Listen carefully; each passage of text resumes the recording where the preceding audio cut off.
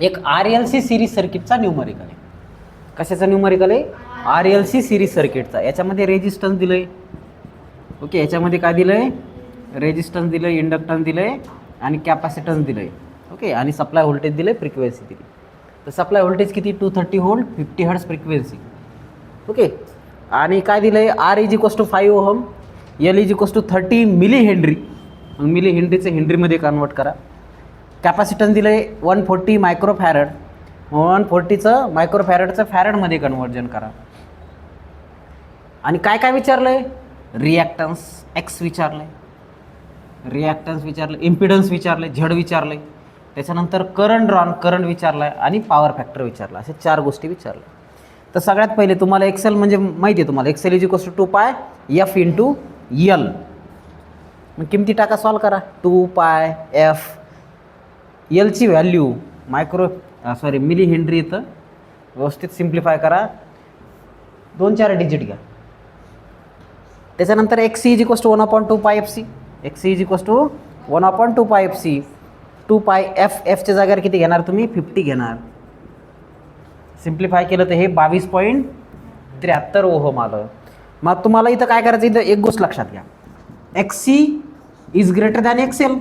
X C कसं एक्सेलपेक्षा मोठं आहे, मग मोठ्यातून छोटी संख्या मायनस करायची.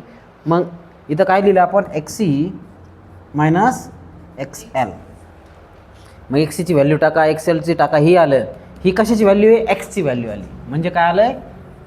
रिॲक्टन्स आलं आहे. हे काय आलं आहे? रिॲक्टन्स.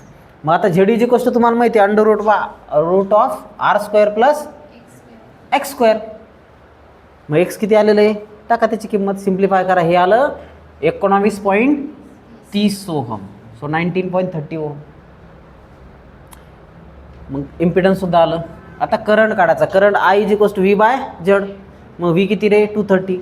झेड किती आहे? हे आलेलं, याला सिम्प्लिफाय केलं आहे 11.91 ॲम्पियर आलं, 11.91 ampere. Then cos of phi is equals to R/Z. Cos of phi is equals to R/Z. R म्हणजे किती? 5 आणि याला झेड आलेली किंमत सिम्प्लिफाय करा, 0.419 आले. याला युनिट असतं का पॉवर फॅक्टरला? नाही. ओहम बाय ओहम कॅन्सल होईल ते. ओके, आता हे कसं आलं रे? लीडिंग. पॉवर फॅक्टर कसा आहे? 0.419 लीडिंग. का बरं लीडिंग? कारण एक्स सी ग्रेटर दॅन आहे, X C greater than X L, म्हणून लीडिंग. अलग लक्षात. जर समजा तुम्हाला पॉवर फॅक्टर अँगल काढायचा, मग फाय काय येईल रे?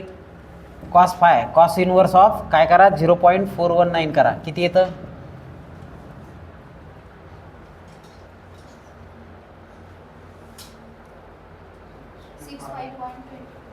65.22. मग समजा जर वेक्टर डायग्राम काढायचे असेल तर व्होल्टेज काढायचं आहे आणि करंट काढायचं. किती अँगल काढायचा? 65.22. करंट किती रे? 11.91 ॲम्पियर. हे 230 व्होल्ट. जर वेक्टर डायग्राम विचारली तर. आणि वेव्ह फॉर्म विचारली तर, वेव्ह फॉर्म विचारली तर ह्या अशा पद्धतीने वेव्ह काढणार तुम्ही. ओके, तर हे काय येईल? Current. Current I is equals to काय येईल रे? Im sine omega T plus किती किती 65 ना, 65.22. आणि हे तर काय येईल? V is equals to Vm sine omega T. Angle किती येईल? 65.22. हे जनरली तुम्हाला विचारणार नाही, हे विचारू शकतात, हे नाही विचारणार, पण हे समजलं तुम्हाला लॅगिंग लीडिंग किती येते. सो राईट डाऊन, लिहून काढा.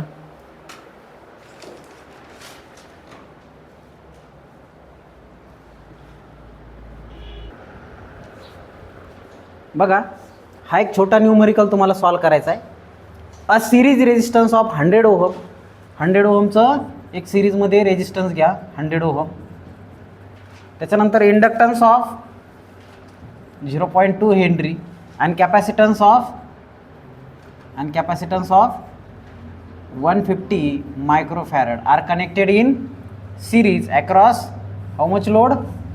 230 volt, 50 hertz. सेम न्यूमरिकल आहे. Okay, with AC supply. Calculate, काय काय कॅल्क्युलेट करायचं आहे? करंट ड्रॉ करायचा आहे. By the circuit. Then power factor करायचं आहे.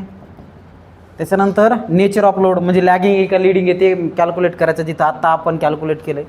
त्याच्यानंतर पॉवर कंझ्युम करायचं आहे. तर P is equals to watt, Q is equals to watt, S is equals to watt, तिन्ही पण काढा. हे 3 नाही विचारलं, फक्त पॉवर कंझ्युम पीच विचारलं, पण तुम्ही हे बाकीचं पण काढून घ्या. करता येईल. तर या टाईपचं एक न्यूमेरिकल होमवर्कला करून घ्या.